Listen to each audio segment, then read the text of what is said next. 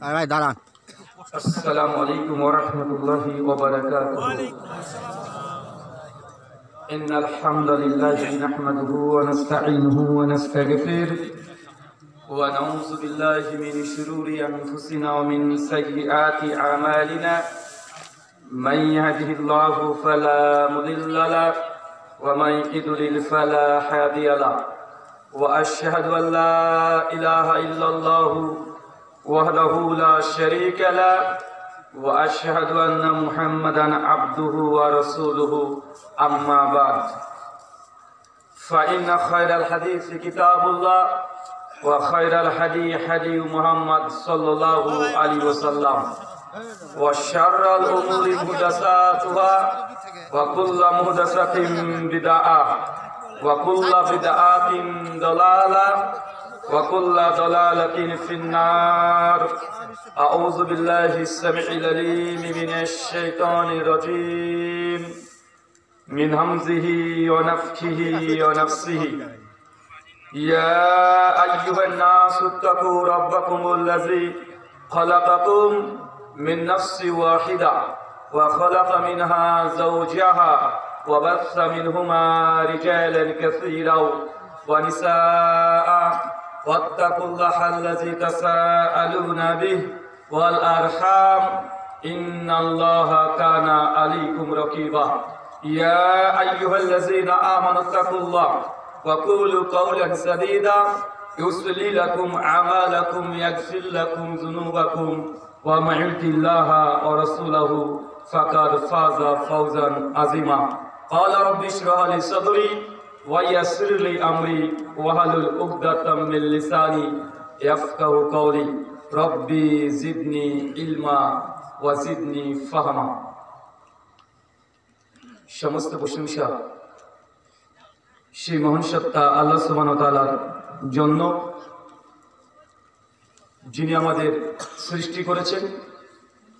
শুধু সৃষ্টি করেননি, এই পৃথিবীতে সহস্র কোটি মাখলুকাত সৃষ্টি করার পরেও যিনি আমাদের এই মানব জাতিকে সর্বশ্রেষ্ঠ জাতি, সর্বশ্রেষ্ঠ মাখলুকাত এবং সর্বশ্রেষ্ঠ নবী মুহাম্মদে আরবি সাল্লাল্লাহু আলাইহি ওয়াসাল্লামের উম্মত হিসেবে প্রেরণ করেছেন, সেই মহান সত্তা আল্লাহ সুবহানাহু ওয়া তাআলার সংক্ষিপ্ত শুকরের সুজুদ আদায় করি তার নিজের শেখানো ভাষা দিয়ে। সকলে এক বাক্যে পড়ি আলহামদুলিল্লাহ। মূলগ্রাম পূর্বপাড়া আহলে হাদিস জায় মসজিদের উন্নতিকল্প এবং উদ্যোগে আজ 10 ফেব্রুয়ারি 2025 সোমবার যে আজিমুস শান ওয়াজ মাহফিলের আয়োজন করেছিলেন, আল্লাহ সুবহানাহু ওয়া তাআলা আপনাদের এই ওয়াজ মাহফিলটিকে শেষ পর্যন্ত কবুল করেছেন। এই জন্য আরেকবার শুকরের সুজুদ পড়ি, সকলে পড়ি আলহামদুলিল্লাহ। মহান সত্তা আল্লাহ সুবহানাহু ওয়া তাআলার কাছে দোয়া, এই প্রার্থনা, আল্লাহ সুবহানাহু ওয়া তাআলা আমরা মানুষ, আমরা কম বেশি ছোট বড় ভুল ত্রুটি বিচ্যুতি গুনাহ পাপ অন্যায় করে থাকি। আজকের এই আলোচনা সভার ওসিলায় আমাদের পেছনের ছোট ছোট গুনাহগুলোকে তুমি ক্ষমা করে দাও, সকলে পড়ি আমিন। মহান সত্তা আল্লাহ সুবহানাহু ওয়া তাআলার কাছে দোয়া, এই প্রার্থনা, আল্লাহ সুবহানাহু ওয়া তাআলা আজকের এই আলোচনা সভার কে সাহায্য ও সহযোগিতা করার জন্য যারা যারা শ্রম ব্যয় করেছেন তাদের প্রত্যেকের নাম স্বতন্ত্রভাবে নিয়ে শুকরিয়া আদায় করা সম্ভব নয়। তারপরেও আজকের এই চলন্ত সভার সভাপতি সাহেব, সহসভাপতি, অতিথি এবং বিশেষ অতিথি সহ দূর দূরান্ত থেকে যেসব দিনী ভাই এবং বোনেরা আলোচনা শ্রবণের উদ্দেশ্যে একত্রিত হয়েছেন এবং যারা সোশ্যাল মিডিয়ার প্ল্যাটফর্ম থেকে দেখছেন, আল্লাহ সুবহানাহু ওয়া তাআলা তুমি তাদের প্রত্যেকে নেক নিয়াত এবং নেক আমলগুলোকে কবুল করে নাও, সকলে পড়ি আমিন। সম্মানিত সুধী, বাদ মাগরিব থেকে বিভিন্ন আলোচক তারা পবিত্র কোরআনুল কারীম এবং হাদিসে মুবারাকা থেকে অনেক গুরুত্বপূর্ণ আলোচনা আপনাদের সামনে পেশ করেছেন। আজকের এই আলোচনা সভার অন্তিম লগ্নে আপনাদের সামনে উপস্থিত হয়েছি কিছু কথা কোরআন এবং সুন্নাহর আলোকে বর্তমান প্রেক্ষাপটকে সামনে রেখে কিছু কথা বলার উদ্দেশ্যে। আজকে যে বিষয়ে গুরুত্বপূর্ণ আলোচনা হবে, আলোচ্য বিষয় মুসলিম হয়েও নবীর উম্মত নয় যারা। কি বললাম বলেন তো? আরো জোরে বলেন। হয়নি এখন, আরো জোরে। আলোচ্য বিষয় মুসলিম হয়েও নবীর উম্মত নয় যারা, তার আমার আলোচ্য বিষয় থেকে আপনি অন্ততপক্ষে এটা অনুধাবন করতে পারছেন যে আজকে এমন কিছু সিরিয়াস আমরা কথা, এমন কিছু সিরিয়াস কোরআন সুন্নাহ থেকে আপনাকে জানানোর চেষ্টা করব যে দুনিয়াতে দেখবেন মানুষটাকে মুসলিম, মানুষটা নামাজ পড়ে, রোজা করছে, হজ, যাকাত, দান, সাদকা, বড় বড় ওয়াজ মাহফিল সমস্ত কিছু আয়োজন করছে, 1 চিল্লা 2 চিল্লা 4 চিল্লা দিয়ে দিচ্ছে। 12 রবিউল আউয়াল আসলে নবীর জন্মদিবসকে কেন্দ্র করে রাস্তাঘাট একদম নিজেদের আশিকের রাসূলটা প্রমাণ করছে। 15ই শাবান যখন আসবে রাত্রি ব্যাপী দেখবেন তারা একদমই ইবাদত করবে, 27 রমজান রাত ব্যাপী ইবাদত করবে, দেখছেন এগুলো করছে। কিন্তু তারপরেও কিয়ামতের মাঠে আল্লাহ নবী এমন কিছু মুসলিমকে দেখে চিনতে পারবেন যে তারা উম্মাহ, অথচ আল্লাহ নবী তাকে দূর দূর করে কিয়ামতের মাঠ থেকে তাড়িয়ে দেবে। বিষয়টা অনেক ভয়ঙ্কর নয়? আপনি নামাজ পড়বেন, যে বেনামাজি, যে কাফের, যে মুরতাদ, তাকে যদি নবী যদি অস্বীকার করে কিয়ামতের মাঠে, এটা কষ্টের বিষয় নয়। কিন্তু আপনি নামাজ পড়ছেন, রোজা, হজ, যাকাত, দান, সাদকা, ইবাদত, জিকির, আজকার, কোরআন, তাফসীর সব আপনার আমল নামায় থাকবে, তারপরেও কিছু দুর্ভাগা কপাল করা আছে যাদেরকে আল্লাহ সুবহানাহু ওয়া তাআলা দূর দূর করে তাড়িয়ে দেবে। এই পয়েন্টগুলো আপনারা যদি না জানেন, আমাদের সমাজ থেকে অধিকাংশের ক্ষেত্রে ধর্মের নামে অনেক অধর্ম চলে, কিন্তু আমরা বুঝতে পারি না। বুঝে আমরা কথা বলেন, আজকে আমরা মুসলিমদের একটা শেখার একটা নামে মানে অনেক সমস্যা আছে। একজন একটা আমল করে, আরেকজন আরেকটা আমল করে। একজন বলছে এটা হক, আরেকজন বলছে এটা বাতিল, একজন বলছে এটা সুন্নাত, একজন বলছে বেদাত। ভাই আছে না নাই? এক আলেম এসে বলে গেল সবে বরাত করা যাবে, আরেকজন আলেম এসে বলছে না সবে করা যাবে না। আপনি তো সাধারণ মানুষ, আপনি কি করবেন? আপনি কি করবেন? আলেমরা তো বলছে একজন জায়েজ, আর আলেম এসে বলছে এটা না জায়েজ। তো সাধারণ আম জনতা আপনারা বিভ্রান্তি মধ্যে পড়ে আছেন, পড়ছেন কি করেন নাই? চলেন এই বিষয়ের সমস্যার সমাধান কল্পে আপনাকে ইসলামের কিছু নীতিমালা শিক্ষা দেব। আপনারা নামাজ পড়ার ওয়াজ অনেক শুনেছেন, জান্নাত, জাহান্নাম, এই ওয়াজগুলো শোনা আছে না? শোনা আছে, কিন্তু ইসলামটাকে কিভাবে আপনি পালন করবেন, মূল নীতিমালা যদি না জানা থাকে, আপনি যদি অঙ্কের যোগ বিয়োগ গুণ ভাগ এগুলো যদি না জানেন, ভাই বলেন তো দুনিয়ার কোনো অঙ্ক করতে পারবেন না? তো ইসলামের কোনো নীতিমালা নেই। যে ইসলামে একটা যদি আঙ্গুল যদি নখ কাটতে হয়, তা কোরআন সুন্নাতে বর্ণনা আছে না নাই? যে ইসলাম পালন করতে হলে বাথরুমে ঢোকার আগে কোন পা আগে ঢুকবে, কোন পা বের হবে, এই হাদিস আছে না নাই? একাধিক জায়গাতে আছে। শুধু প্রস্রাব পায়খানা ফিরতে গেলে কমপক্ষে 22খানা নিয়ম নিতে লাগে ইসলামে। কয়টা? কমপক্ষে 22টা। আপনি প্রস্রাব ফিরতে যাবেন, কোন পাকে ঢুকবে বাথরুমে? বের হওয়ার কোন পা? ঢোকার সময় দোয়া আছে না নাই? বের হওয়ার সময় দোয়া আছে না নাই? যেমন মানে দাঁড়িয়ে পেশাব করতে পারবেন কি পারবেন না? দাঁড়িয়ে না বসে, প্রস্রাব দাঁড়িয়ে না বসে, বসে আপনি তারপর দেখে দেখছেন ঢুকেছেন, দেখেন কিবলা দিকে মুখ পেছন অথবা সামনে আছে, করতে পারবেন? প্রস্রাব বা পায়খানা করছেন, শেষে যদি হাঁচি আসে, হাঁচি আপনি যদি দেন তাহলে হাঁচির দোয়া পড়তে পারবেন?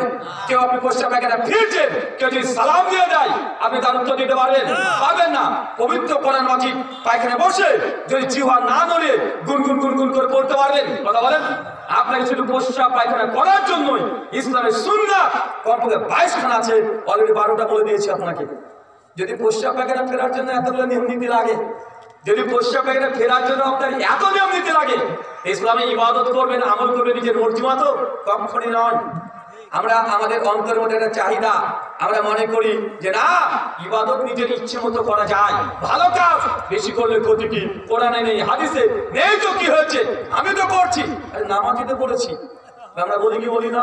চলেন আল্লাহ সুবহানাহু ওয়া তাআলা আপনাদের উদ্দেশ্যে কোরআন কারীমে একটা মেসেজ দিচ্ছেন। আগে এটা দিয়ে শুরু করি। সূরা জুমার সূরা নম্বর 39 আয়াত নম্বর 18। জি ভাইদেরকে বলি, আর বন্ধুরা যারা এসেছেন আলোচনা শুনতে, মায়েরা যারা এসেছেন তাদেরকে বলি, ভাবতে পারেন যে ভারত থেকে বক্তা এসেছে, বাপরে বাপ এমন সুর দেবে আজকে, মানে সুর শুনতে অনেকে এসেছে। আছে না? না কথা বলেন। আল্লাহি একটা সুর দেবো না, তাহলে গজল ভুল করে বলবো না, তাহলে গান ওটা তো ধারে গেছেই না। অনেকে ভাবতে ভারত থেকে বক্তা, বাবা রে বাবা, নাম অনেক শুনেছি। আর আমাদের সভাপতি সাহেব যেভাবে আমাকে বললেন, তাতে আপনারা ভাবছেন মনে হয় কি না কি বলবে, হিন্দি সিনেমা গান করবে, ওদের সে একটু বিড়ি খাওয়া দেখাবে। বাঙালি বক্তাদের ওটা আসে না নাই? বক্তার তো কোয়ালিটি অনেক, মানে ভ্যারাইটিস বক্তা, 26 ইঞ্চি বক্তা আছে না? 26 ইঞ্চি বক্তা রাত্রিবাদে নারী ছিল, দিনে পুরুষ হয়ে গেছে, ও এখন বক্তা আছে না নাই? যাবজ্জীবন আসামি ছিল, জেল থেকে বেরিয়ে এসেছে, ও এখন বক্তা আছে না নাই? তো মানুষ যেগুলো দেখতে যায়। আর তারপরে আপনাদের বাংলাদেশের কয়েকটা প্রোডাক্ট মানে হাই কোয়ালিটি আছে, মানে 4K অথবা 8K বলতে পারেন ডিজিটাল পরিভাষায়। এই যে তাহেরি আছে, একজন আছে না ভাই? তাহেরি মানে তো কথায় কথায় হিট, মানে ও নিজেই বলে যায় যে তাহেরি আমি যা বলি সেটা হিট হয়ে যায়। মানে আর এক একজন আছে গোটা আলোচনায় শুধু কিভাবে মেয়েদেরকে পটাতে হবে এই অসুরগুলো অনেক শিখিয়ে দেয়, আছে না ভাইজান?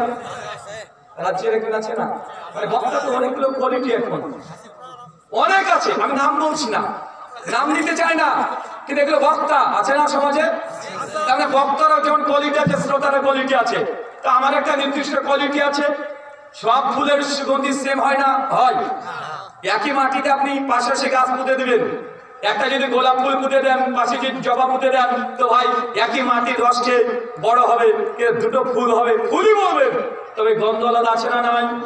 আমার গন্ধ আপনি যেটা পাবেন, আগে থেকে বলে দিই, কাটা কাটা কথা যে শুরু করলাম এইবার আলোচনা শেষ হয়ে যাবে, সুর পাবেন না, গজল পাবেন না। কি পাবেন?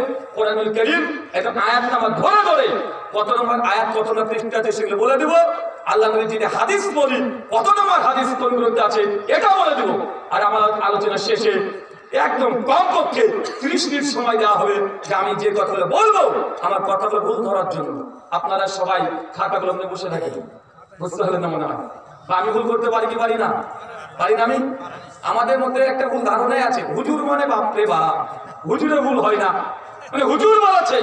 যদি আপনাকে বলি ভাই সহিহ মুসলিম শরীফে এই হাদিস আল্লাহ নবী বলেছেন, কেউ যদি মসজিদে প্রবেশ করে, সে বুখারী 444 নম্বর হাদিস, সাল্লু রাকাতাইন, 2 রাকাত না নামাজ পড়ে বসো না। সমাজে আছে কি ও মসজিদে গিয়ে আগেই বসে, আছে না নাই? আল্লাহ নবীর আদেশ মসজিদে থেকে সাল্লু রাকাতাইন, 2 রাকাত নামাজ পড়ো। সে বুখারী কিতাবুস সালাত প্রথম খণ্ড দারুল দেওবন্দ প্রকাশনী পৃষ্ঠা নাম্বার 98 হাদিস নাম্বার 440। আল্লাহ পরিষ্কার বলে দিয়েছে, কেউ সমাজে উল্টো আছে না, যেটা একদম ডাইরেক্ট আগে বসিটাকে সুন্নাত মনে করে। নবী বললো এক সমাজ করছে আরা, তার মানে আপনাকে বুঝতে হবে যে আমাদের সমাজে এমন কিছু ইবাদত চলছে, মানুষ আমল করছে, কেউ সেটা ভুল আমল করছে, আর আমি কথা বলছি। এই কথাগুলো বোধ ভুল হতে পারে কি পারে না? পারে। সুনান তিরমিজি হাদিস না 2499 সনদ হাসান, আবু হুরায়রা রাদিয়াল্লাহু আনহু বলেন, পরিষ্কার আল্লাহ নবী জানিয়ে দিয়েছেন, কুল্লু বানি আদম খাত্তাউন, প্রত্যেক আদম সন্তান ভুলকারী। আদম সন্তান আমরা কি? আমরা আদম সন্তান না? যা কার সন্তান আমরা? আদম সন্তান না? বললো হয় আমি তো আদম সন্তান না, পীর বাবার সন্তান। কারণ আমাদের বাবার তো অভাব নাই, আছে নাকি? আমাদের তো অনেক বাবা। বাংলাদেশের ছোট একটা দেশ, মাত্র 500 পরিক্রমা থানা, 64টা জেলা, 56,000 বর্গ মাইল পুরো বাংলাদেশ। তার মধ্যে কমপক্ষে না হলেও কয়েক লক্ষের উপরে পীর সাহেব আছে না নাই? চিন্তা করেছেন? মানে মাত্র আপনাদের 15 কোটি মুসলমান আছেন, বাকি 3 কোটি অমুসলিম হিন্দু অথবা খ্রিস্টান অথবা অ্যাথিস্ট নাস্তিক বৌদ্ধ তারা আছে। 15 কোটি মানুষের জন্য যদি 1 লাখ শুধু পীর সাহেব লাগে, 4টে গেলে ব্যাপার আপনাদের, 4টে গেলে ব্যাপার নয়, অনেক বড় ব্যাপার আপনাদের। চলেন আল্লাহ সুবহানাহু ওয়া তাআলা বলছেন সূরা জুমা আয়াত নম্বর 18, আল্লাযীনা ইস্তামিউনাল কাল ফায়াত্তাবিউনা হাসানা উলাইকা আল্লাযীনা হাদাহুমুল্লাহ উলাইকা হুম উলুল আলবাব। বাংলা ভাবার্থ আল্লাহ বলছে আপনাদেরকে উদ্দেশ্য করে, আল্লাযীনা ইস্তামিউনাল কাল, যারা মনোযোগ সহকারে কথা শ্রবণ করে। কি বলছেন আল্লাহ? চাচা কি বলছেন? মনোযোগ সহকারে কথা শ্রবণ করছেন। আপনারা দুজন, আমি যখন খুতবা দিচ্ছিলাম সেই সময় দুজনে কথা বলছিলেন, ঝামেলা করছিলেন যে না, সূরা আল-আহজাব 7 আয়াত 4 আপনাদের উদ্দেশ্য করে আল্লাহ বলছেন, ওয়াইযা কুরিয়াল কুরআনু ফাসতামিউ লাহু আনসিতু লাআল্লাকুম তুরহামুন। বাংলা মানে ওয়া মানে এবং, ইজা মানে যখন, কুরিয়াল কুরআন, কোরআন পড়া হয়, ফাসতামিউ আনসিতু একদম স্টপ, কোনো কথা চলবে না। আমি কোরআন পড়ছি, খুতবা পাঠ করছি, আর এসে আপনি কথা বলছেন। সুনান তিরমিজি কিতাবুল জুমা হাদিস নাম্বার 725 আল্লাহ নবী বলছেন, কেউ যদি খুতবা পাঠ করে শেষে পাশের ব্যক্তিও যদি আপনাকে যদি বলে ভাইজান একটু আগে বসেন, এই কথা বললে আপনি মুখ দিয়ে জবাব দিতে পারবেন না। মানে কেউ যদি আপনাকে গালিও দেয়, তারপর তাকে আপনি প্রতিবাদ করতে পারবেন না, স্থানচ্যুত হয়ে চলে গিয়ে তারপর আপনাকে জবাব দিতে হবে। এটা হচ্ছে কোরআনের মাজলিস। আমরা সব যেহেতু উল্টো পাল্টা করি, করছি না ভাইজান? আল্লাহ বলছে আনসাতু, একদম স্টপ এবং চুপ থাকতে হবে। প্রয়োজন হতে পারে ডান দিক দিয়ে বেরিয়ে গিয়ে আপনার প্রয়োজন সেরে আবার চলে আসতে হবে। আল্লাহ সুবহানাহু ওয়া তাআলা আমাদের বোঝার তৌফিক দান করেন, বলি আমিন। ভাই আপনি কষ্ট পেয়েছেন চাচা? আপনার কষ্ট দেওয়ার জন্য না, আপনাকে আল্লাহই কষ্ট দেওয়ার জন্য নয়, এটা কোরআনের মাজলিসের আদব। আমরা তো শিখতে এসেছি না ভাইজান, আমরা শিখতে এসেছি। আপনি একটা ভুল করেছেন, আমি সেটা কোরআনের আলোকে বলেছি, ব্যক্তিগত কথা বলেছি। সূরা আরাফ আয়াত 4। এখন আপনারা রেডি থাকেন, আমি যদি কোনো ভুল বলি আপনারা ওটা ধরিয়ে দেবেন। আলোচনার শেষে 30 মিনিট প্রশ্ন উত্তর হবে ইনশাআল্লাহ। রাজি আছেন তো? ইনশাআল্লাহ। হ্যাঁ, রাজি আছি আমরা। আপনারা আমাকে ধরার চেষ্টা করেন আর আমি আপনাদেরকে ধরার চেষ্টা করব। মানে আমাদের আলোচনা হচ্ছে এই কোয়ালিটি। আল্লাহ সুবহানাহু ওয়া তাআলা বলেন আল্লাযীনা ইয়াসতামিউনাল কাওল, যারা মনোযোগ দিয়ে কথা শ্রবণ করে। শুধু কথা আপনাকে তার মানে শুনতে হবে, এটা আল্লাহর দাবি। দূরে যদি বসে থাকেন, যেটা আহলে হাদিসের প্রোগ্রাম, ওটা লামা জাবিরের প্রোগ্রাম, ওদের মাঝহাব আলাদা, আমাদের মাঝহাব আলাদা, আমরা যাব না। যে ধর্মঘট দেখে দেন, এটা কোনো মুসলমানের বৈশিষ্ট্য নয়। কথা আপনাকে শুনতে হবে। কথা কে বলছে এটা গুরুত্বপূর্ণ নয়, কার কথা বলা হচ্ছে এটা হচ্ছে গুরুত্বপূর্ণ। একজন হিন্দু পণ্ডিত এসেও যদি এই মঞ্চে এসে যদি বলে, শোনেন তোমরা মুসলমান কেন তোমরা মদ খাচ্ছ, মদ খাওয়া তোমাদের কোরআনে হারাম। সূরা মাইদা আয়াত 90 যদি পাঠ করে বলে যে মদ হারাম করেছে, মুসলমান কেন তোমরা মদ খাচ্ছ, লোকটা হোক হিন্দু। কথা ঠিক না ভুল? হিন্দু কথা তো কোরআনের, কথা তো হাদিসের। কোন একজন খ্রিস্টান পণ্ডিত এসে যদি বলে, ভাইজান আপনারা এত লোন তুলছেন, এত সুদের সঙ্গে যুক্ত আছেন, গ্রামে গ্রামে বিভিন্ন সুদযুক্ত অর্থনীতি চলছে, আপনার মেয়ে আপনার স্ত্রীকে সুদ নিয়ে আসছেন, একজন হিন্দু বা খ্রিস্টান যদি এসে বলে আপনাদের গ্রামে, ভাইজান আরে আপনাদের নবী তো বলেছে কেউ যদি জেনে বুঝে 1 টাকা সুদ খায়, মায়ের সঙ্গে জেনে বলে যে পাপ, আপনি একাই সে পাপ করছেন, হোক লোকটা খ্রিস্টান অথবা হিন্দু। কথা ঠিক বলেছে না ভুল? তার কথা মানবেন না? মানতে হবে কি হবে না? কথা তো তার না, কথা কার? কথা তো আল্লাহ নবীর বলছে। তাই কথা কে বলছে এটা গুরুত্বপূর্ণ নয়। আমাদের সমাজে বেশিরভাগ আমরা দেখি যে শুধুমাত্র এই দোহাই দেওয়া হয় যে ওরা আলাদা দলের, ওরা আহলে হাদিস, ওদের কাছে যাওয়া যাবে না, মানুষকে একদম ধরে আটকে রাখতে চায়। মনে এটা কোনো মুমিনের সিফাত নয়। মুমিনের সিফাত সামিনা ও আতানা, আমি শুনবো আর যা শুনবো সেটা আমি মেনে নেব। এটা কার সিফাত, কার বৈশিষ্ট্য? মুসলমান। আবু জাহেল, আবু লাহাব, উতবা, শাইবা, ফেরাউন, নমরুদ, এদের ক্যাটাগরি কি ছিল? যখন আল্লাহ নবীর সময় আল্লাহ নবী কোরআন পাঠ করতেন তখন আবু জাহেল, উতবা, শাইবা এই কোয়ালিটি শয়তানের ওলি। ওলি 2 ধরনের, একটা আল্লাহর ওলি, একটা শয়তানের ওলি। সূরা ইউনূস আয়াত 62। আল্লাহর ওলি যেমন আছে, শয়তানের ওলিও আছে। মানুষের বেশ ধরে তারা আসবে, কিন্তু আপনাকে চিনতে হবে কোনটা আল্লাহর ওলি আর কোনটা শয়তানের ওলি। শয়তান মানে ভাবেন না যে সিনেমাতে যে শয়তান দেখায়, যে একটা ভয়ঙ্কর দেখতে আর পেছনে লেজ থাকবে, ওটা শয়তান, এমনটা ভাবেন না। মানুষের মধ্যেও শয়তান আছে না নাই? শয়তান আসতে পারে আপনার মধ্যেও।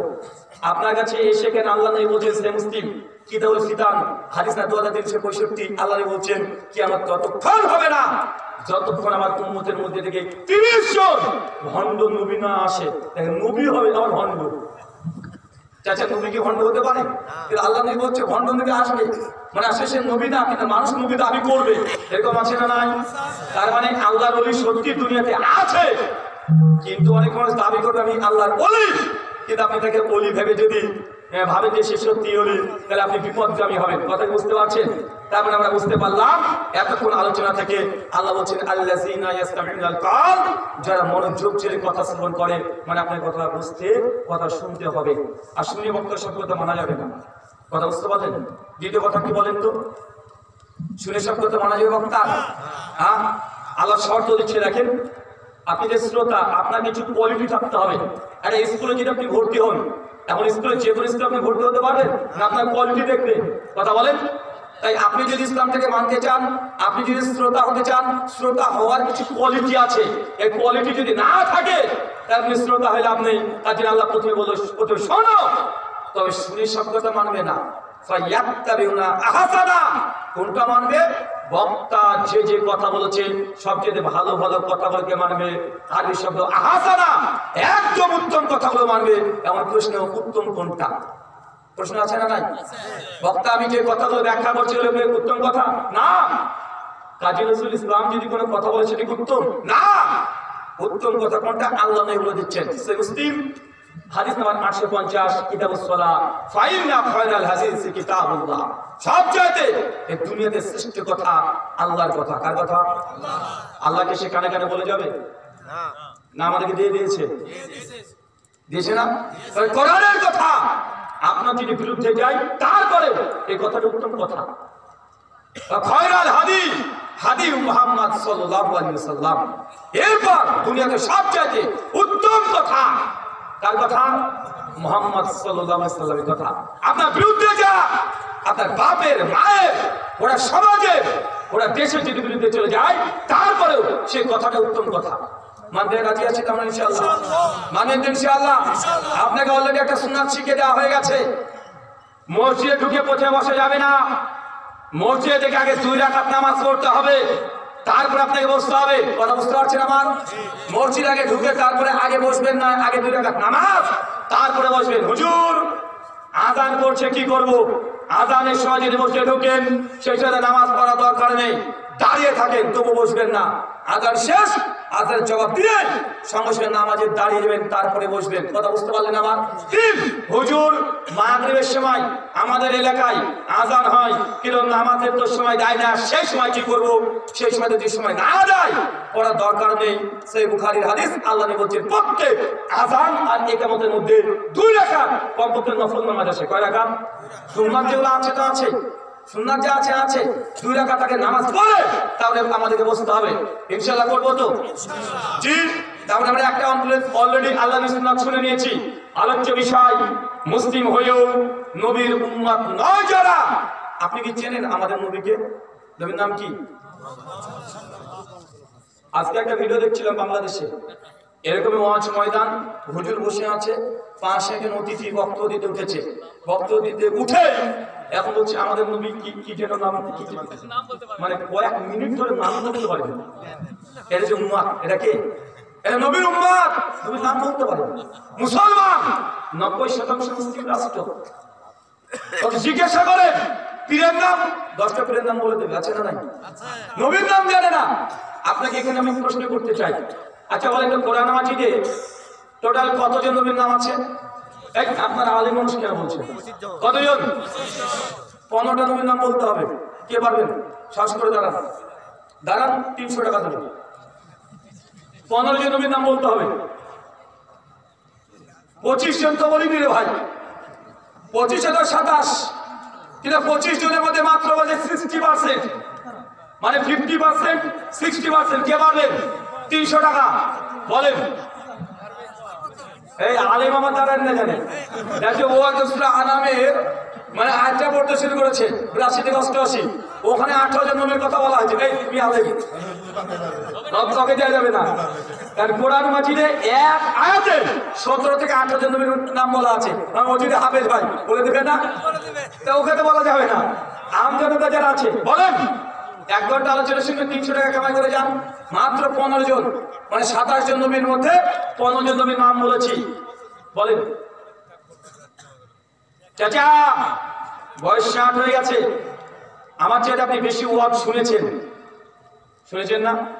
বাংলাদেশ তো উর্বর জায়গা ওয়াজের মাহফিলের, মানে বিড়ি করে গাঁজা করে হিরোইন হোক না কেন তো ওয়াজ শুনতে আসে, আসে না? ও চুরি করে আসবে, মানে চুরি করতে হলো ও নিয়ত করবে একটু ওয়াজ শুনবো, কি হবে? যার সময় আমি কিছু চুরি করে নিয়ে চলে যাবো, চুরি করলাম গোনা হলো, ওয়াজ শুনলাম কি হলো? তো গোনার নাকি কাটাকাটি, মাঝখানে চুরি মালটাই রাম। ভাই এরকম পাবলিক আছে না নাই? আছে তো? আপনি ওয়াজ শুনতে এসেছেন, 300 টাকা অফার করছি, মাত্র 15 জন নবীর নাম বলেন। হ্যাঁ,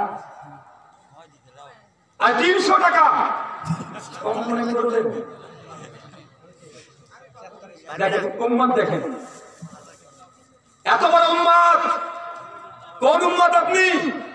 সহিহ বুখারী 4911 নম্বর হাদিস, আল্লাহ নবী বলেছেন কিয়ামতের মাঠে আল্লাহ যখন কিয়ামত সংগঠিত করে দিবেন, গোটা বিশ্বের সৃষ্টি জগৎ যখন ধ্বংস করে দেবেন, সেই সময় আল্লাহ সুবহানাহু ওয়া তাআলা প্রথম কিয়ামত সংগঠিত করার পরে সমস্ত নবীদের কবর ফাটিয়ে আল্লাহ তুলে ফেলবেন।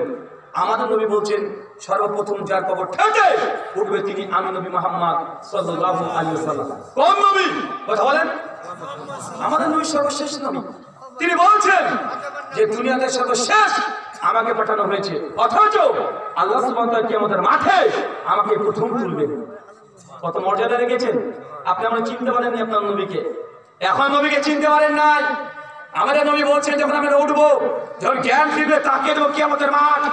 সমস্ত নবী তার উম্মত নিয়ে দাঁড়িয়ে আছে, চতুর্দিকে তারা দাঁড়িয়ে আছে, মানুষ ছুটে ছুটে যাবে। সেই সময় নবী আদমের কাছে যাবে। নবী আদমের নাম শুনেছেন? নবী আদমের কাছে তার উম্মত যাবে, যে চিৎকার মেরে বলে, ইয়া আদম, হে আদম আলাইহিস সালাম, আপনি হচ্ছেন পৃথিবীর প্রথম নবী। আল্লাহ আপনাকে দুই হাত দিয়ে তৈরি করেছে। আল্লাহ সুবহানাহু ওয়া তাআলা তার রূহ আপনার শরীরে প্রবেশ করে দিয়েছে। আল্লাহ আপনাকে এত মর্যাদা দিয়েছে যে ফেরেশতাদেরকে দিয়ে আপনাকে সিজদা দিয়েছে। আজকে কিয়ামতের মাঠ, আজকে আল্লাহ সুবহানাহু ওয়া তাআলা পরীক্ষা নেবেন। আজকে পরীক্ষার রেজাল্ট হয়ে যাবে। আজকে কে জান্নাত কে জাহান্নামে যাবে। অতএব আজকে আমাদের ব্যাপারে আপনি একটু আল্লাহকে বলে দেন, আল্লাহ যেন আমাদের জান্নাত দেয়, আমাদের গুনাহ সব যেন কঠিন ভাবে না নেয়। আদম আলাইহিস সালাম আপনি যান, আমাদের জন্য একটু সুপারিশ করে আসেন। রবকে বলেন। নবী আদম সঙ্গে চিৎকার মেরে বলবে, ইয়া নাফসি, ইয়া নাফসি, ইয়া নাফসি। আজকে আমার কি হয়, কি হবে? আমি নিজে চিন্তিত আজকে, আমার আজকে কি হবে? নবী আদম তিনি বলছেন, না, এই কাজ আমার দ্বারা সম্ভব নয়। যদি আল্লাহ আমাকে প্রশ্ন করে যে তোমাকে গাছের কাছে যেতে নিষেধ করেছিলাম, তুমি কেন গিয়েছো, যদি আল্লাহ আমাকে প্রশ্ন করে আমি কি জবাব দেবো? আজকে আল্লাহ আমার প্রতি রাগান্বিত হয়, আমি কি জবাব দেবো? আমার দ্বারা কাজ করা সম্ভব নয়। তবে যাও, পৃথিবীর প্রথম রাসূল নবী নূহের কাছে যাও। কোন নবী? নূহ আলাইহিস সালাম। মানুষ নবী জিজ্ঞাসা করে ছুটে চলে যাবে। নূহ নবীকে একই কথা বলবে যে আপনি পৃথিবীর প্রথম রাসূল, আপনি আজকে আমাকে সুপারিশ করেন, সাবাত করেন। নূহ নবী এসে বলে যে না, আমার দ্বারা কাজ করা সম্ভব নয়, কারণ আমাকে আল্লাহ নৌকা তৈরি করতে বলেছিল, আমি নৌকা তৈরি করেছিলাম। আল্লাহ বলেছে যে নৌকায় উঠবে তারাই নাজাত পেয়ে যাবে, কিন্তু আমি সেই সময় আমার নিজের সন্তানের জন্য, আমার কাফের সন্তান আমাকে বিশ্বাস করে, তারপরেও আমি আল্লাহকে বলেছিলাম, আল্লাহ আমার সন্তানকে নৌকাতে তুলি। আল্লাহ আমার এই ব্যবহারকে আল্লাহ পছন্দ করে নাই। আল্লাহ যদি এটা নিয়ে নারাজ হয়, আমাকে প্রশ্ন করে, আমি কি জবাব দেবো আজকে? ইয়া নাফসি, ইয়া নাফসি। আজকে আমাদের সম্ভব নয়। সকালে বলে যাও ইব্রাহিম নবীর কাছে যাও, উনি তো আবুল আম্বিয়া, সমস্ত নবীদের পিতা। সমস্ত নবী মানে কোরআনে মাজিদে যতগুলো নবীর নাম আছে, সিংহভাগ 90% নবী সব নবী ইব্রাহিমের সন্তান। কার সন্তান? নবী ইব্রাহিমের সন্তান। অধিকাংশ নবী মানুষ নবী ইব্রাহিমের কাছে চলে যাবে, তার প্রশংসা করবে যে আপনি হচ্ছেন আবুল আম্বিয়া, সমস্ত নবীদের পিতা, মানে নবীদের বাবা আপনি, সমস্ত নবীদের। আল্লাহ আপনাকে খলিল বলেছে, খলিলুল্লাহ, আপনি আল্লাহর দোস্ত। আজকে আমরা বিপদে, আজকে আমাদের সাবাত করেন, সুপারিশ করেন। নবী ইব্রাহিম একই কথা বলবে, ইয়া নাফসি, আজকে আমি এই কাজের জন্য যথেষ্ট নয়। আল্লাহ আমার উপরে হয়তো বা তিনি রাগান্বিত থাকতে পারেন, কারণ দুনিয়াতে আমি 3 বার আমি তাওরিয়া করেছিলাম। আমি নিজের স্ত্রীকে নিয়ে হেঁটে হেঁটে যাচ্ছিলাম, কাফেররা যখন বলে এটা কে, আমি ভয় তখন বলেছিলাম বাঁচার জন্য, আমার নিজের স্ত্রীকে বলেছিলাম বোন, আল্লাহ এটা নিয়ে যদি নারাজ হয়ে যায়, আজকে আমি কি জবাব দেবো? আমার দ্বারা সম্ভব নয়। তোরা যাও ওই নবীর কাছে, নবী ইব্রাহিম সে আরেকটা নবীর কাছে পাঠিয়ে দেবে। এইভাবে যত নবী আছে, কোরআন হাদিসের যত নবীর নাম আছে, সমস্ত নবীর কাছে তার মধ্যে ছুটে ছুটে যাবে। মুসা, ঈসা, দাউদ, সুলাইমান, ইউনুস, ইউসুফ, ইয়াকুব, জাকারিয়া, ইয়াহইয়া, যা আছে, ইদ্রিস, সুলাইমান, যত নবী সব একই কথা, ইয়া নাফসি। আজকে আমার কি হয়? মানুষ শেষে যাবে নবী ঈসার কাছে। ঈসা নবীকে বলবে যে আপনি এমন একটি ব্যক্তি, এমন এক ব্যক্তি যে আপনাকে আল্লাহ সুবহানাহু ওয়া তাআলা বিনা বাপে সৃষ্টি করেছে, শুধু মা থেকে আপনি সৃষ্টি করেছে। দুনিয়াতে আপনি একমাত্র নবী যাকে আল্লাহ পাওয়ার দিয়েছিল মৃত মানুষকে জীবিত করা। আপনি সেই ব্যক্তি, আপনি যে মাটির পুতুল তৈরি করতেন, পাখি তৈরি করতেন, ফু দিলে আকাশে উঠতে শুরু করতো। এত বরকত দিয়েছে আল্লাহ আপনাকে। আজকে আমাদেরকে একটু সুপারিশ করেন। নবী ঈসা নবী তিনিও বলবেন আমাদের আজকে সম্ভব নয়। যাও ওই দিকে শেষ নবী মুহাম্মদ সাল্লাল্লাহু আলাইহি ওয়াসাল্লাম আছে, তার কাছে চলে যাও। মানুষ ছুটে তাকে দেখবে, যেমন আল্লাহ নবী সিজদারত অবস্থায় তিনি চিৎকার দিয়ে কান্না করছেন, আর তিনি কিয়ামতের মাঠে বলছেন, ইয়া উম্মতি, ইয়া উম্মতি, ইয়া উম্মতি, হে আমার আল্লাহ, আজকে আমার উম্মতের কি হবে? আজকে আমার উম্মতের কি হবে? আমার উম্মতের আজকে কি হবে? আল্লাহ নবী বসে তার উম্মতের জন্য নিচে কান্না করছে।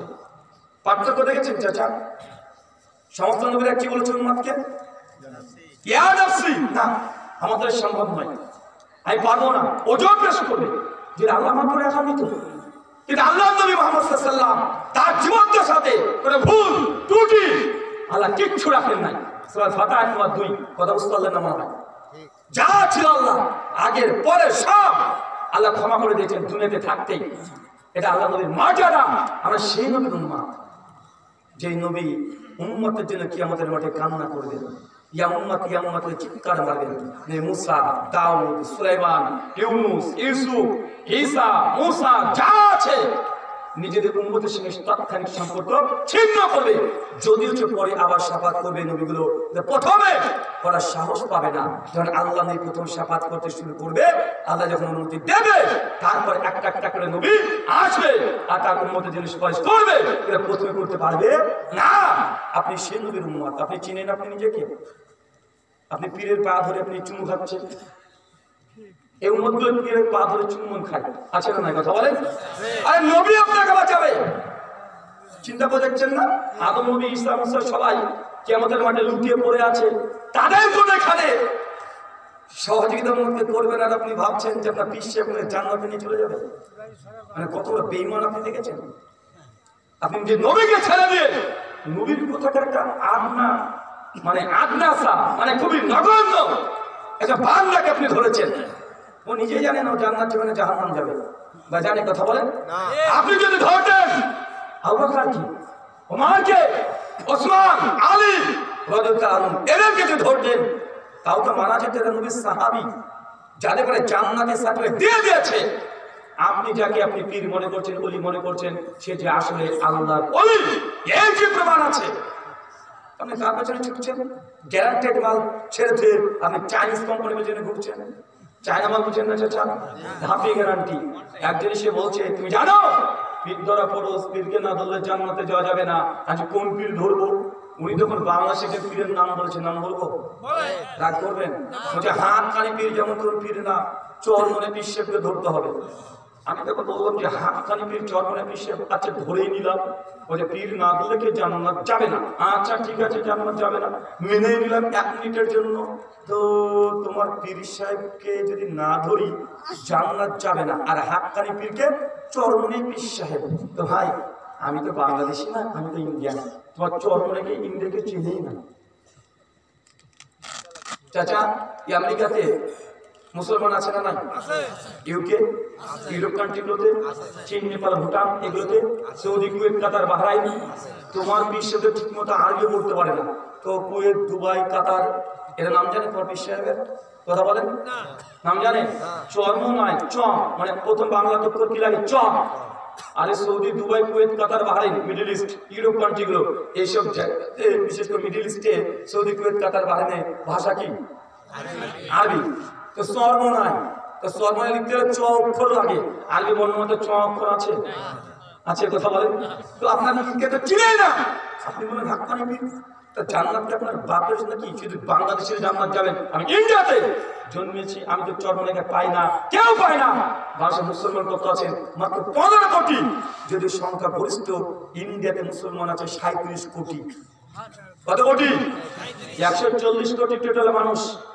মুসলমানের সংখ্যা তো সেখানে, তারপরে 37 কোটি।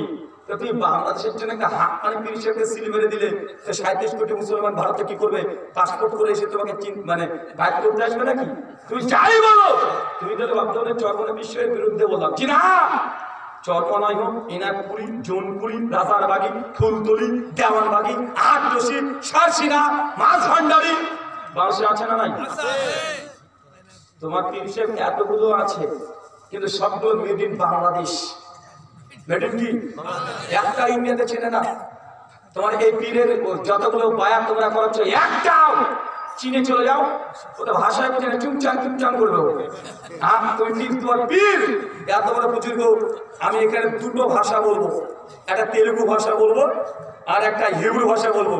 যত পীর আছে একটু কারামত দেখে আমি এই দুটো কোটেশন করবো, ওটা বাংলাটা করে দিতে বলো তো। আর এই কথা বলেন। বলছে তুমি আমার পীরের বিরুদ্ধে একটা কথা বলছো, তুমি জানো না আমার পীরের কত কারামত? তো কি কারামত বাবা? বলছে আমার পীর সাহেব একদিন ওয়াজ করে রাত্রিবেলা ফিরছিল, একদম ভোলার নদী পদ্মা নদীকে পার করার জন্য। গভীর রাত্রিতে ওয়াজ শেষ হয়েছে, প্রায় রাত্রি 2টা তখন বাজে। হঠাৎ করে ঝড় বৃষ্টি আকাশে শুরু হয়ে গেছে, চতুর্দিকে ভয়ঙ্কর পরিস্থিতি, শিয়াল গর্জন দিয়ে ডাকছে, ভীতিকর অবস্থা। আমার পীর সাহেব তখন আমি সঙ্গে আছি, মুরিদ, এটা মুরিদ না, এটা বলদ, দুজন একসঙ্গে আছি। তারপর দেখছি মাঝখানে নদী আছে, কিন্তু মাঝিও নাই, নৌকাও নাই। এখন বলছে মুরিদ, বলছে মানে জীবনীতে লিখছে পীর সাহেব, আমি তো ভয় খেয়ে গেলাম, কি করে এই নদী পার করবো। তখন মুরিদ বলছে, আমার পীর সাহেব যখন বললো, বাবা তোর বগলে যে জায়নামাজটা আছে আমাকে দিবি।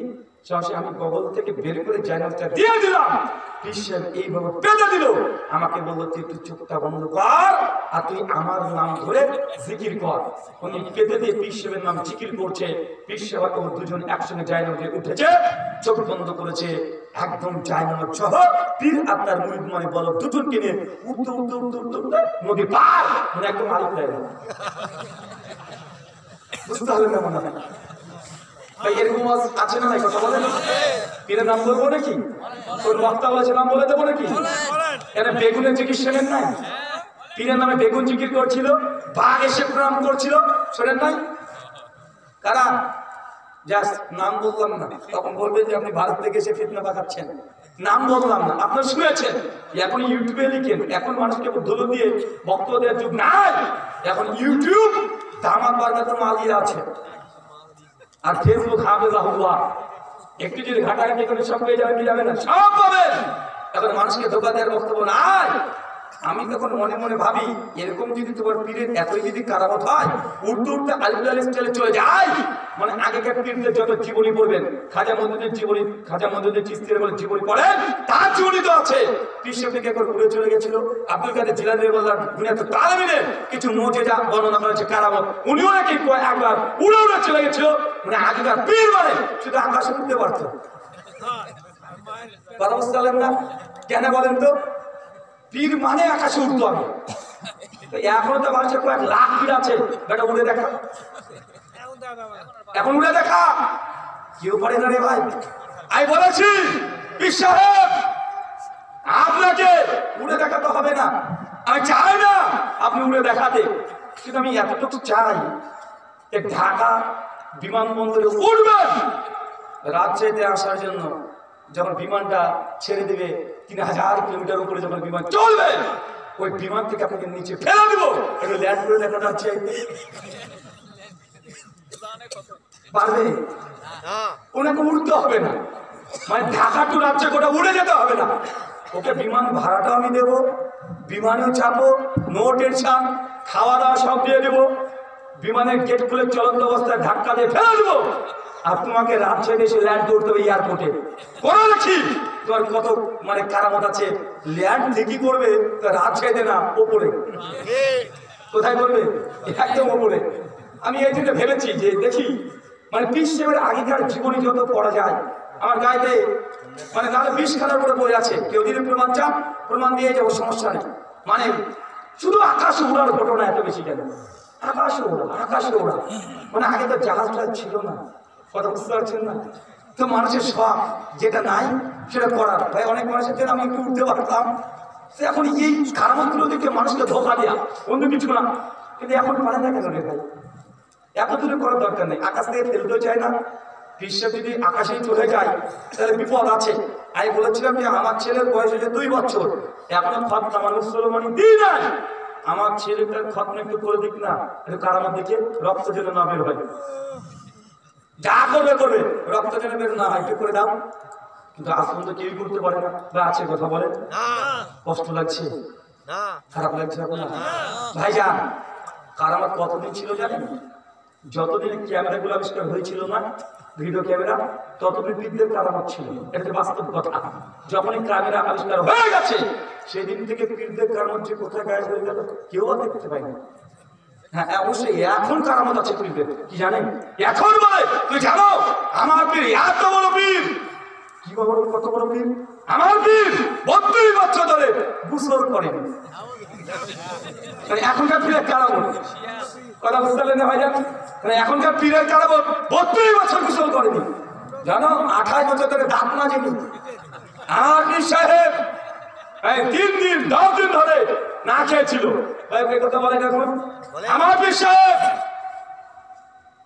এখানে আপনাদের সিলেটে আছে, এটিএন বাংলাতে নিউজ করেছিল, ইউটিউব থেকে স্বাস্থ্য দেখে নিতে পারবেন।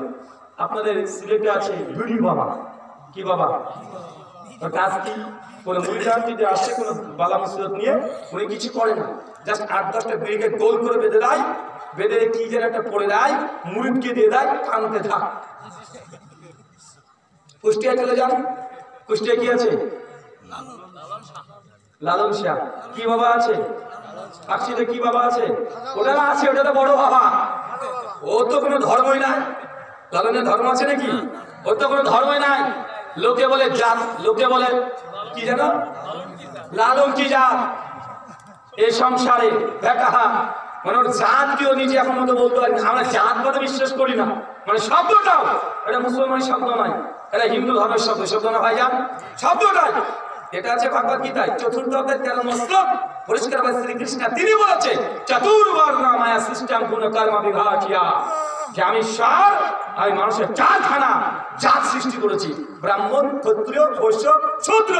তো লালন কি জাত? এই জাতটা মুসলমানের শব্দ না, এটা কোন শব্দ? হিন্দুদের। তো লালন কোন জাত এটা বোঝাই যাচ্ছে যে কোন জাতের দিকে গিয়েছিল, বুঝতে পারছেন না? মানে কোন তার কথাবার্তা যা আছে সব ওইদিকে, এইদিকে না।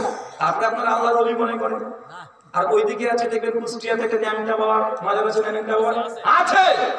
আপনাকে এই কথাগুলোতে কষ্ট দিতে চাই না, জাস্ট এতটা বলতে চাই আপনাকে ভাইজান, আল্লাহর নবীর সঙ্গে আল্লাহর সিফাত বৈশিষ্ট্য যেগুলো আল্লাহর নবীর সম্মান আপনি এখন বুঝতে পারেননি বলে এখন এই নোংরা লোকগুলোর পেছনে এখনো বায়াত করে আপনি জান্নাতে যাওয়ার চেষ্টা করছেন।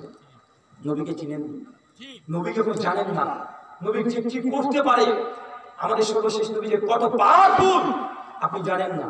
শুনে আবু দাউদ করেন 2318 নম্বর হাদিস, আল্লাহ নবী জুমার খুতবা দিতেন প্রথমত মসজিদের মধ্যে, সে যে মিম্বার ছিল না, মিম্বার বোঝেন না? মিম্বার এটা 3টি ধাপের মিম্বার, এটা ছিল না। আল্লাহ নবী একটা খেজুর গাছের উপরে দাঁড়িয়ে, ওই শাখার উপরে দাঁড়িয়ে তিনি খুতবা দিতেন। হঠাৎ করে একজন নারী সাহাবী এসে বলছে, রাসূলুল্লাহ আপনার জন্য একটা কাঠের আমি মিম্বার তৈরি করেছি, আপনি যদি হাতে এটা নেন আর তারপর যদি খুতবা দেন তাহলে আমার খুব ভালো লাগবে। আল্লাহ নবী মেয়েটিকে বলছে, আচ্ছা ঠিক আছে তুমি দিয়ে দিও।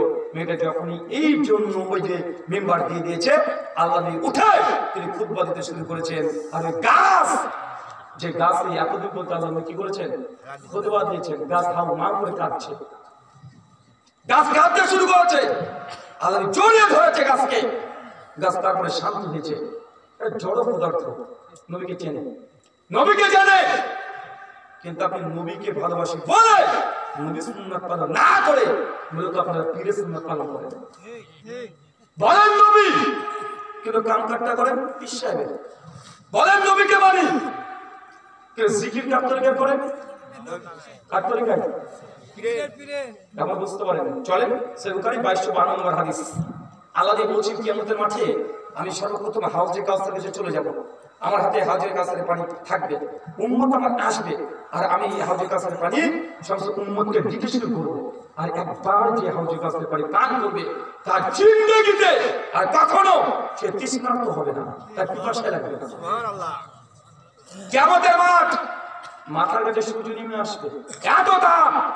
কিন্তু আল্লাহ নবী বলছেন সেদিন একবার যদি পানি পান করে দিই, কিয়ামত পর্যন্ত যতদিন যাবে তার আর কোনো পিপাসা লাগবে না। আমার উম্মত আমাদেরকে ধীরে ধীরে আসবে, সঙ্গে সঙ্গে একটু পরে দেখবো মাঝখানে একটা পর্দা পড়ে গেছে। আমি জিবরিলকে বলি, জিবরিল এটা তোমার উম্মত, মাঝখানে পর্দা কেন? জিবরিল তখন বলছেন, ইয়া রাসূলুল্লাহ আপনি জানেন না এই উম্মতগুলোই, এই লোকগুলোই আপনি দুনিয়া থেকে যখন চলে এসেছেন, বাজারকে জীবনে চলে এসেছেন, সেই সময় আপনার দিনকে, ইসলামকে এরা বিকৃত করেছে। আল্লাহ চট করে জবাব দিয়ে তখন বলবেন, সুকান সুকান লিমান গয়রি বাদি দুরহা, অথবা আজকে যে আমি দুনিয়া থেকে আসার পরে আমার দিনকে পরিবর্তন করেছি। আল্লাহ নবী কাকে তাড়বে? কথা বলে কাকে তাড়বে? তার উম্মতকে তাড়ছে। কোথায়? দুনিয়াতে নয়, কিয়ামতের মাঠে। একটু আগে বুখারী হাদিস দেখিয়েছি আপনাকে, নবী উম্মতের জন্য কান্না করছে, জান্নাতে নিয়ে যাবে এই জন্য, শাফাআত করবে এই জন্য, সুপারিশ করে জান্নাতে নিয়ে যাবে এই জন্য নবী কান্না করছেন। আবার একটু পরে আল্লাহ তার কিছু উম্মত, এমন বেঈমান উম্মত আছে যারা নবীর দ্বীনকে পরিবর্তন করে তারা অন্য কোনো সুন্নাত পালন করেছে। আছে না নাই কথা বলেন? চাচা দেখবেন, চলেন দেখাচ্ছি আপনাকে কয়েকটা উদাহরণ, না চাইলে নাই। সুনান তিরমিজি হাদিস 2428 আল্লাহ বলছেন আফদালুল যিকরি লা ইলাহা ইল্লাল্লাহ। নবী বলেছে উত্তম জিকির লা ইলাহা ইল্লাল্লাহ। আপনি কোন জিকির করেন? লা ইলাহা ইল্লাল্লাহ। চাচা আপনি করেন, সমাজে কোনটা চলছে? বাংলাদেশে কোনটা চলে? বেশিরভাগ জিকির চলছে ইল্লাল্লাহ ইল্লাল্লাহ ইল্লাল্লাহ। আছে না নাই? এই ইল্লাল্লাহ জিকির কার? নবীর না পীরের? আপনি কার সুন্নাত মেনেছেন? নবীর না পীরের? আল্লাহ নবী বলেন কিয়ামতের মাঠে তাড়িয়ে দিব যারা আমার সুন্নাতকে পরিত্যাগ করে দিয়ে নিজে মাতব্বরি করে ইবাদত করেছে, তার সম্মান করতে থাকবে না।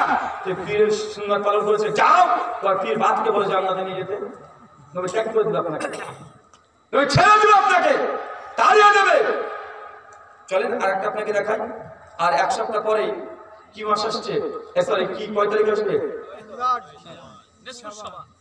লাইলাতুল ইসমি শাবান, মানে শাবান মাসের 15 তারিখ। এটাকে কি বলেন আপনারা?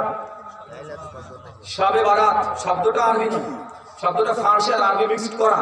আপনারা বুঝতে পারছেন, ডাল মে কুছ কালা है, ডাল মে কুছ কালা नहीं है बल्कि पूरा डाल ही काला है। মানে বুঝতে পারলেন না মনে হয়? মানে 15 শাবান শবে বারাত, মানে শব্দটাও গোটাটা আরবি নয়, অর্ধেক আরবি অর্ধেক ফারসি শব্দ। মানে ধরে নেন সামনে চাকা আছে ট্রাক্টরের, আর পেছনে চাকা আছে মানে সাইকেলের, গাড়ি চলবে? নামটার মধ্যে গন্ডগোল আছে না নাই? এটা বাঙালি করতে পারবে সবাই করা বিশাল ব্যাপার। মানে কি না কি, অথচ আল্লাহ নবী থেকে শবে বরাত যে পালন করেছে এগুলো কিচ্ছু প্রমাণিত নয়। চলেন সংক্ষিপ্ত আপনাকে বলে দিই। শবে বরাত এটাকে আরবিতে বলে লাইলাতুল ইসমি শাবান। কি বলা হয়? শাবান মাসের মধ্য যে রজনী, এই রাত্রি বসে। জি, হাদিস কিছু আছে, হাদিস নাই তা নয়, মনে রাখবেন। আমাদের অনেকের সমস্যা কি জানেন? আরে ভাই হাদিস তো আছে। হ্যাঁ হাদিস অবশ্যই আছে। কোথায় আছে? সুনান ইবনে মাজাতে আছে, হাদিস নাম্বার 1392 হাদিস। একদম আব্দুল্লাহ ইবনে আব্বাস থেকে আমাদের আয়েশা থেকে হাদিস বর্ণনা আছে। আল্লাহ শেখ নাসিরউদ্দিন আলবানী রাহিমাহুল্লাহ তার সিলসিলা হাদিস সহিহা হাদিস নাম্বার 1180 তে 8 খানা, একটা দুইটা নয়, আলবানী রাহিমাহুল্লাহ 8 খানা হাদিস নিয়ে এসেছে শবের পক্ষে। কার পক্ষে কথা বলেন? কার পক্ষে বলেন? শবে বরাত পালন করার পক্ষে একটা দুইটা নয়, 8 খানা হাদিস নিয়ে এসেছে সে আলবানী সাহেবের সিলসিলা সহিহার মধ্যে। এখন আমাদের বাঙালি কিছু ভাইরা তারা প্রচার করে বলছে, দেখো আহলে হাদিসদের আলিমরাও সবরকের হাদিসকে সহি বলেছে। এইভাবে প্রচার করছে না? করছে তো। আমি বলেছি ভাইয়া, সে আলবানী যে হাদিসগুলোকে সহি বলেছে, চ্যালেঞ্জ থাকলো। আমি এই চ্যালেঞ্জ আজকের নয়, আজকে 3 বছর আগে চ্যালেঞ্জ করে দেখি, মানে চ্যালেঞ্জ করা আছে আমার। যদি কেউ পারে সে আলবানী যে হাদিসগুলোকে 8টা হাদিসকে সহি বলেছে আর 2টো মোতাবেক করে 10টা হাদিসকে সহকেন্দ্রিক সহি বলেছে, ওই হাদিসে শবের রাত্রিতে নামাজ পড়তে হবে, দিনে সিয়াম রোজা পালন করতে হবে, একটা হাদিস দেখাও, ইনশাআল্লাহ কিয়ামত চলে আসবে, দেখা থেকে পারবে না। আমি আছি এখন 1 ঘন্টা, আপনি খুঁজে নিয়ে আসেন, যান নিয়ে আসেন, খুঁজে নিয়ে আসেন, এখন আছে 1 ঘন্টা। পারবেন না কিন্তু সমাজে আসে না? 100 রাকাত নামাজ পড়তে হবে, দিনে সিয়াম পালন করতে হবে, সহিহ তো দূরের কথা, সহিহ হাদিস